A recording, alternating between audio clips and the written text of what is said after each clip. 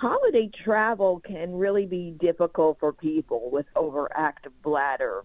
Um, what are some of the common complaints?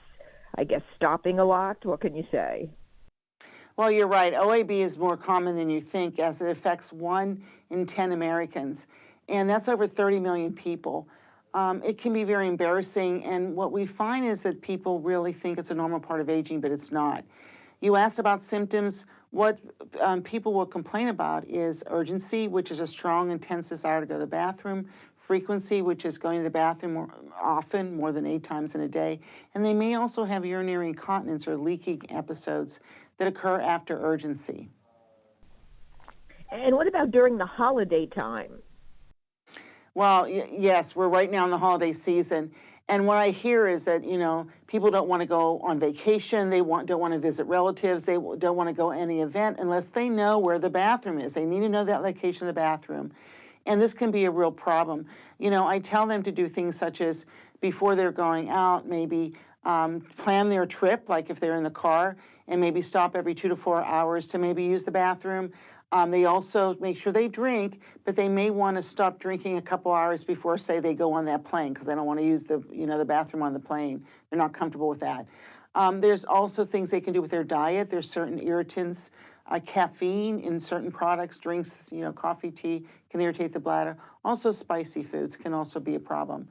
So, if you have OAB, overactive bladder, you want to talk to your healthcare provider because there's things that can work. Bladder training, ways to suppress and control urgency, and pelvic floor muscle training. What causes overactive bladder? Thank you for asking me about that because the bladder muscle contracts involuntarily, and that's what causes these symptoms of urgency, frequency, and incontinence. So it's really whenever you can't control that bladder, it just contracts really when it wants to. Is there anything else that people can do about this condition? You seem to give a lot of ideas already. Well, yeah, today I'm partnering with Advanced Sciences because they have a prescription medication, Gemtesa, Vibagram, 75 milligrams that you take once a day with water or without food. You can also crush it, say, in applesauce and take it with a glass of water. This medication has been shown to be effective. All medications have side effects, so there are side effects with Gemtesa, which include headache, common cold symptoms, diarrhea, nausea, upper respiratory or urinary tract infection. But it does not impact your blood pressure at all. So the message I want to get across is if you have overactive bladder, just don't live with it. Don't isolate yourself. Talk to your healthcare provider about it, or go to gemtesa.com for more information.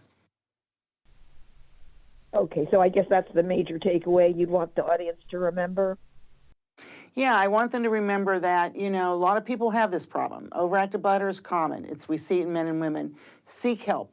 The data in my field has shown that less than half of people don't seek treatment. And, it's really a sad thing that people are just living with this when there's so much information out there and there's so many treatments that can be effective for you. Thank you so much. I appreciate it. Thanks for having me.